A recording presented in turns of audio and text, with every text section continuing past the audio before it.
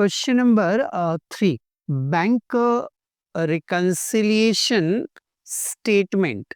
ये हमने यहाँ पर हेडिंग लिखा, नीचे लिखेंगे एज ऑन 31 दिसंबर 2016। यहाँ पर्टिकुलर प्लस अमाउंट प्लस का साइन लगाएंगे, माइनस अमाउंट माइनस का साइन लगाएंगे। ये कॉलम हो गई। सबसे पहले उसने लिखा हुआ है कि debit balance as per cash book. Debit balance as per cash book का मतलब ये है कि हमारे डिपॉजिट साइड, डेबिट मतलब कौन सा होता है, डेबिट मतलब कौन सा होता है, ये वाला साइड है ना। तो ये वाला साइड जो होता है ये हमारा डिपॉजिट साइड का होता है। जब बैंक में पैसा जमा करते हैं तो ये वाली साइड पे लिखते हैं हम। तो debit balance as per cash book का मतलब ये अमाउंट हमारा बैंक में डिपॉजिट है, बैंक में डिपॉजिट है। और जब भी हमारा रुपया बैंक में डिपॉजिट होता है तो उस बैलेंस को हम फेवरेबल बैलेंस बोलते हैं। और कौन से कॉलम में लिखना है, हमें प्लस के कॉलम में लिखना है। तो ये 12,500 हमने प्लस में लिख दिया। ओके, नेक्स्ट अगला ट्रांजेक्शन बोल रहा है check deposited into the bank but not collected. भाई होता क्या है, किसी ग्राहक से हमारे किसी डेटर्स से हमें चेक क्या हुआ, मिला। हमें चेक क्या हुआ, मिला। हमें मिला मतलब दुकान पर मिला हमें। जैसे ही उस ग्राहक से हमें चेक मिला तो हमने क्या करा, हमारी ये जो कैश बुक है ना, इस कैश बुक में हमने उन चेक की अमाउंट को क्या कर दिया, प्लस कर दिया। क्योंकि जब किसी ग्राहक से चेक मिलेगा तो हमारा बैंक बैलेंस क्या होगा, बोले सर हमारा बैंक बैलेंस बढ़ेगा। तो हमने उसको यहाँ पर क्या कर दिया, कैश बुक में, यहाँ कैश बुक में क्या कर दिया, प्लस कर दिया। अब मैंने चेक जो डिपॉजिट किए थे, मैंने जो चेक ग्राहक से मिले हुए डिपॉजिट किए थे वो तो 3,000 के थे, परंतु वो ये बोल रहा है कि 2,000 रुपए के चेक बैंक में डिपॉजिट हमने नहीं किए, बैंक में वो कलेक्ट नहीं हुए। 2,000 रुपए के जो चेक थे वो बैंक में कलेक्ट नहीं हुए, बैंक में डिपॉजिट नहीं हुए। जब बैंक में 2,000 रुपए के चेक डिपॉजिट नहीं हुए तो हम ये देखते हैं कि कितना अमाउंट का बैंक में कलेक्शन हो गया और कितने अमाउंट का बैंक में कलेक्शन नहीं हुआ। 3,000 रुपए के चेक थे, इसमें से 2,000 रुपए के चेक का बैंक में कलेक्शन हो गया। बैंक में कलेक्शन हो गया मतलब यहाँ पर कितने प्लस हो गए, बोले सर यहाँ पर 2,000 जो है वो प्लस हो गए। ठीक है, 10 और 2 मिलाकर बैंक में कितने हो गए, बोले सर बैंक में 12,000 हो गए। ठीक है, हमारा जो कैश बुक में बैलेंस है वो है 13,000, पासबुक में बैलेंस से है 12,000। तो इन दोनों बैलेंस में डिफरेंस कितने का आ रहा है, बोले सर इन दोनों में डिफरेंस आ रहा है 1,000 रुपीज का। तो 1,000 की एंट्री पासबुक में नहीं है और 1,000 की एंट्री कैश बुक में है। कैश बुक में 1,000 की एंट्री है, कैश बुक में 1,000 की एंट्री है और पासबुक में 1,000 की एंट्री नहीं है। तो बताओ हम करेक्शन कहाँ कर सकते हैं। हम करेक्शन, हमारी जो ये कैश बुक पासबुक है, इस पासबुक में हम करेक्शन कर सकते हैं क्या, तो सर ने मना करा है कि पासबुक में हम कोई करेक्शन नहीं कर सकते हैं। तो अब जो भी करेक्शन करना है वो हमें कहाँ करना है, कैश बुक में करना है। कहाँ करना है, कैश बुक में करना है। तो क्या करेक्शन करूं, हमारा पासबुक में 12 है और कैश बुक में कितना है 13,000 है। तो 1,000 हमें यहाँ कैश बुक में से क्या करना पड़ेगा, माइनस करना पड़ेगा। तो यहाँ से 1,000 रुपीज कैश बुक में से हम माइनस कर देंगे, बैलेंस यहाँ भी 12,000 हो जाएगा और बैलेंस यहाँ भी 12,000 हो जाएगा। दोनों तरफ बैलेंस हमारे क्या हो जाएंगे, बराबर हो जाएंगे। तो हमें इस अमाउंट को क्या करना है, माइनस करना है। तो हमने यहाँ लिखा less check deposited into the bank but not collected. ये माइनस के कॉलम में हमने 1000 लिखा। ठीक है, एक बार फिर देख लें, हमने कैश बुक में कितने की एंट्री की है। बोले सर हमने कैश बुक में एंट्री करी है 3000 रुपए की, है ना। और पासबुक में कितने की एंट्री हुई है, बोले सर 2000 की।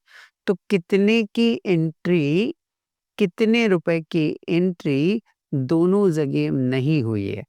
तो बोले सर 1000 रुपीज की एंट्री नहीं हुई है। और हम यहाँ पर जो अमाउंट लिखते हैं ना, हम वही अमाउंट लिखते हैं जिसकी एंट्री दोनों जगह नहीं हुई है। तो हमने कैश बुक में 3000 की एंट्री करी, पासबुक में 2000 की एंट्री करी, तो दोनों का 2000 की एंट्री तो दोनों जगह हो गई। बट 1000 रुपए जो है, 1000 रुपए जो है ना, ये जो 1000 रुपए है, इसकी एंट्री कैश बुक में तो है बट पासबुक में नहीं है। तो हम ये 1000 रुपए हमारे बैंक रिकंसिलिएशन स्टेटमेंट में क्या करेंगे, लिखेंगे। ठीक, अगली एंट्री, अगली एंट्री वो बता रहा है हमें कि cheque issue but not yet presented for payment. हमने कुछ 2300 रुपए के चेक इश्यू किए हैं और 1300 रुपए के चेक भुगतान के लिए प्रस्तुत हुए हैं। ठीक है, 2300 रुपए के चेक हमने क्या किए हैं, इश्यू किए हैं। ठीक है, इसे समझते हैं हम। बता रहा है वो कि हमने अपनी दुकान से किसी ग्राहक को, हमने अपनी दुकान से किसी ग्राहक को चेक काट कर दिए, कितने रुपए के, 2300 रुपए के। अब जल्दी से बताओ, जब हम दुकान से किसी को चेक काट कर क्या करेंगे, देंगे, जब हम दुकान से किसी व्यक्ति को चेक काट के देंगे तो वो पेमेंट के लिए कहाँ जाएगा, बोले बैंक जाएगा। बैंक वाली आंटी जी को चेक देगा, फिर आंटी जी बोले, आंटी जी नहीं बोलना है ना, मैडम बोला करो, गुस्सा हो जाएगी, पेमेंट भी नहीं देगी, है ना। तो बैंक वाली मैडम को वो चेक देगा। मैडम क्या करेगी, मेरे अकाउंट से पैसे काट कर, मेरे अकाउंट से पैसे काट कर उसको 2300 रुपए दे देगी। ठीक है, बट ऐसा होता तो फिर कोई दिक्कत नहीं थी, ऐसा नहीं हुआ।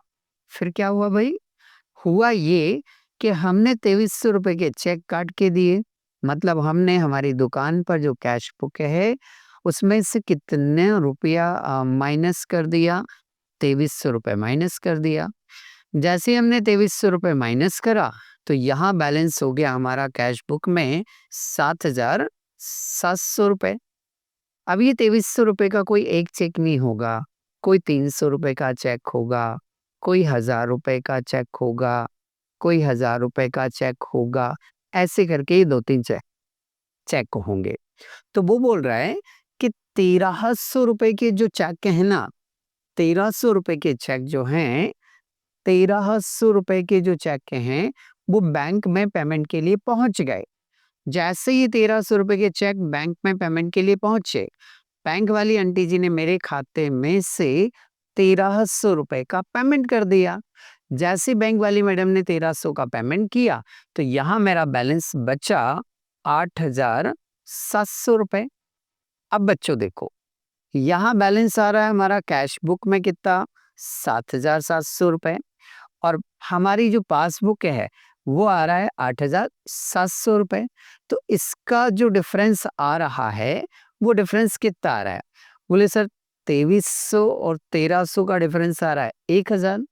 तो 1000 की एंट्री कैश बुक में नहीं है, नहीं 1000 की एंट्री कैश बुक में है, 1000 की एंट्री कैश बुक में है, बट 1000 की एंट्री पासबुक में नहीं है, जिसके कारण डिफरेंस आ रहा है। तो जिसकी एंट्री कैश बुक और पासबुक में नहीं हो उसी को हम बैंक रिकंसिलिएशन स्टेटमेंट में क्या करते हैं, लिखते हैं, उसी को हम बैंक रिकंसिलिएशन स्टेटमेंट में लिखते हैं। तो 1000 रुपए जो है वो हम लिखेंगे। अब ऐसा क्या करूं, ऐसा क्या करूं कि ये दोनों बैलेंस मैच हो जाए। तो बोले सर 1000 रुपए जो है, 1000 रुपए जो है, बोले सर यहाँ लाकर क्या कर दो आप, प्लस कर दो। तो 1000 रुपीज ये लाकर यहाँ क्या करेंगे हम, प्लस करेंगे। तो ये हो जाएगा 8700 और हमारी कैश बुक का बैलेंस और पासबुक का बैलेंस वापस मैच हो जाएगा। मतलब मुझे ये 1000 रुपीज जो है वो क्या करना है, प्लस के कॉलम में लिखना है। तो ये प्लस के कॉलम में लिख दिया हमने और इसके पहले हम यहाँ पर वर्ड लिख देंगे ऐड। क्या लिख देंगे हम, ऐड लिख देंगे। तो हमने ऐड लिख दिया, ठीक है भाई। नेक्स्ट अगला ट्रांजैक्शन यदि हम देखें तो अगला ट्रांजैक्शन क्या दिया हुआ उसने, अगला ट्रांजैक्शन है amount directly deposited into the bank by customer. कोई ग्राहक जो है वो डायरेक्ट कहाँ चला गया, हमारी बैंक में चला गया और हमारे खाते में उसने पैसा क्या कर दिया, डिपॉजिट कर दिया। कोई हमारा डेटर है, कोई हमारा ग्राहक है जिससे हमें रुपया लेना था, तो वो रुपए देने हमें वो रुपए देने हमें दुकान पर नहीं आया। वो रुपए देने हमें दुकान पर नहीं आया, वो रुपए सीधे ले जाकर उसने क्या करा, रुपए सीधे ले जाकर बैंक में क्या कर दिए, डिपॉजिट कर दिए। अब जैसे ही बैंक में उसने डिपॉजिट किए तो यहाँ पर हमारा जो बैंक बैलेंस है वो मैडम ने क्या कर दिया होगा, बढ़ा दिया होगा। तो बढ़ा दिया होगा तो यहाँ 10,000 कितना हो गया, 400। ये 10,000 तो हमने एज्यूम किया है ना, ताकि एंट्री समझ में आ सके। तो यहाँ बैलेंस हमारा 10,400 हो गया होगा। अब इसकी तो हमें जानकारी है ही नहीं, तो हमने कैश बुक में इसकी कोई एंट्री नहीं करी। अब देखो हमारी जो पासबुक है उसमें बैलेंस है आपका 10,400 और हमारी कैश बुक में बैलेंस है 10,000। दोनों को बराबर करना है।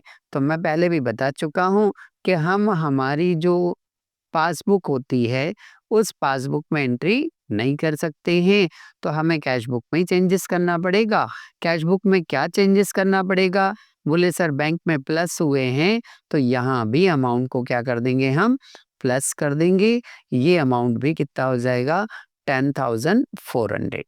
मेरी कैश बुक में भी 10,400 हो गया, मेरी पासबुक में भी 10,400 हो गया। दोनों तरफ मेरा बैलेंस क्या हो गया, बराबर हो गया। तो ये 400 हमें हमारे बैंक रिकंसिलिएशन स्टेटमेंट में क्या करना है, बोले सर प्लस करना है। तो हमने यहाँ पर ऐड लिखा और अमाउंट जो हम लिखेंगे वो प्लस के कॉलम में लिखेंगे। नेक्स्ट उसने दिया हुआ है कि interest 100 rupees were credited in passbook. Interest credited in passbook. एक बात ध्यान रखिए, यदि कोई अमाउंट पासबुक में क्रेडिट हो रही है, यदि कोई अमाउंट पासबुक में क्या हो रही है, क्रेडिट हो रही है, तो इसका मतलब ये होता है कि हमारा जो बैंक बैलेंस है ना वो प्लस हो रहा है। मैं यहाँ लिख भी देता हूँ, यदि पासबुक में कोई अमाउंट क्या हो रही हो, क्रेडिट, इसका मतलब मेरा बैंक बैलेंस जो है वो इंक्रीज हो रहा है, प्लस हो रहा है। और यदि पासबुक में कोई अमाउंट यदि क्या हो रही है, डेबिट हो रही है, तो इसका मतलब मेरा जो बैंक बैलेंस है वो बैंक बैलेंस क्या हो रहा है, कम हो रहा है। क्रेडिट मतलब मेरा बैंक बैलेंस बढ़ रहा है, डेबिट मतलब मेरा बैंक बैलेंस कम हो रहा है। तो अभी क्या बता रहा है, बोले सर पासबुक में कोई अमाउंट क्या हुई है, क्रेडिट हुई है, कुछ इंटरेस्ट का 100 रुपीज मिला है, हमें मिला है, इसका मतलब ये क्या होगा, यहाँ पर प्लस होगा। यहाँ प्लस हो गया हमारा पासबुक में, ये 10,000 कितना हो गया, 100। और जब 10,100 है और हमारी कैश बुक में ये 10,000 ही है, तो दोनों को क्या करना है, हमें बराबर करना है। तो बराबर करने के लिए क्या करेंगे, इसको हम प्लस करेंगे। जैसे 10,000 में 100 प्लस करेंगे तो ये 10,000 कितना हो जाएगा, 100, और दोनों बैलेंस वापस क्या हो जाएंगे, मैच हो जाएंगे। तो मुझे ये अमाउंट जो है वो BRS में क्या करना है? बोले सर प्लस करना है, तो मैंने यहाँ लिखा ऐड और अमाउंट में कहाँ लिख दिया मैंने? प्लस में लिख दिया, है ना? और आपको याद रखना है कि जब भी कोई इनकम होगी,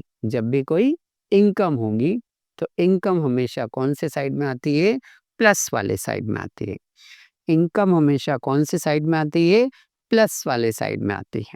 ठीक, नेक्स्ट अगला ट्रांजेक्शन है हमारा sales tax amounting to rupees 1500 paid by bank on behalf of customer. Customer मतलब हमारी तरफ से, कस्टमर मतलब हमारी बात कर रहे हैं हम, हमारी तरफ से बैंक ने क्या करा? हमारा सेल्स टैक्स 1500 रुपए चुका दिया। हमारी तरफ से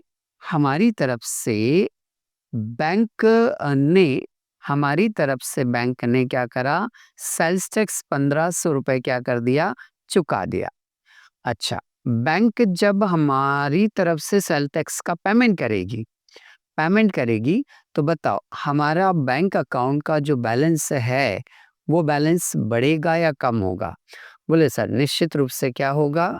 कम होगा। तो यहाँ बैलेंस आ गया 8500 रुपए और इसकी एंट्री कैश बुक में नहीं हुई। जब कैश बुक में नहीं हुई तो अब बताओ, फिर से वही क्वेश्चन मेरा वापस से, क्या मैं मेरी पासबुक में करेक्शन कर सकता हूँ? तो फिर जवाब आएगा पासबुक में करेक्शन नहीं कर सकता हूँ। तो पासबुक में जो बैलेंस है मेरा वो 8500 है, कैश बुक में कितना है? 10,000 है। तो मुझे करेक्शन कहाँ करना पड़ेगा? मेरी कैश बुक में ही करेक्शन करना पड़ेगा। तो यहाँ से 1500 रुपए मुझे क्या करना होंगे? माइनस करना होंगे, तब जाकर मेरा बैलेंस कितना होगा? 8500 रुपए। तो ये जो अमाउंट है वो यहाँ से स्टेटमेंट में क्या होगी? लेस होगी। और जब सेल्स टैक्स पे किया जा रहा है तो ये हमारा क्या है? बोले सर ये हमारा एक्सपेंसेस है सर, और एक्सपेंसेस हमेशा अमाउंट कहाँ लिखते हैं हम? माइनस। तो ये माइनस में लिखा हमने 1500। ओके, सारे ट्रांजेक्शन हमारे कंप्लीट हो गए। अब हमें क्या करनी है? टोटल लगानी है। तो चलिए हम दोनों साइड की क्या लगा लेते हैं? टोटल लगा लेते हैं कि प्लस की टोटल कितनी आ रही है और माइनस की टोटल जो है वो कितनी आ रही है। चलिए प्लस की टोटल यदि हम लगाते हैं तो प्लस की टोटल हो रही है हमारी 14,000। माइनस माइनस की टोटल लगाते हैं यदि हम, तो माइनस की टोटल हो रही है 1000 और 1500 मिलाकर 2500 रुपए। दोनों टोटल हो गई हमारी। तो हमें क्या करना है? जो हमारी बड़ी टोटल है उसमें से हमारी छोटी टोटल को, जो कि माइनस की है, लेस कर देंगे। तो 14,000 में से 2500 रुपए हमें क्या करना है? लेस करना है। तो ये बचेगा आपका 11,500। बताओ जल्दी से, ये 11,500 मैं प्लस वाली साइड वाले कॉलम में अमाउंट लिखूं या माइनस वाली साइड के कॉलम में लिखूं? तो हमने पहले भी देखा है कि जहां की टोटल क्या होती है? ज्यादा होती है। जहां की टोटल क्या होती है? ज्यादा होती है, वहां उसी साइड में अमाउंट लिखा जाता है। तो प्लस में अमाउंट ज्यादा है इसलिए ये डिफरेंस उठाकर हमने कहाँ लिख दिया? प्लस में लिख दिया। ओके, अब जब प्लस में लिखा है तो ये बैलेंस क्या कहलाता है? डिपॉजिट बैलेंस कहलाता है। जब प्लस में लिखा है तो ये बैलेंस कौन सा कहलाता है? डिपॉजिट। इसलिए यहाँ लिखेंगे credit balance as per passbook, और ये क्या होता है? अपना डिपॉजिट अमाउंट। पासबुक में यदि कोई अमाउंट क्रेडिट है, इसका मतलब वो अमाउंट क्या है? डिपॉजिट है। तो जब हम सवाल करते कैश बुक से हैं और हमारा जो आंसर आता है वो आंसर आता काहे से है? पासबुक से आता है। तो इस तरह से ये क्वेश्चन हमारा यहाँ पर कंप्लीट हो जाता है।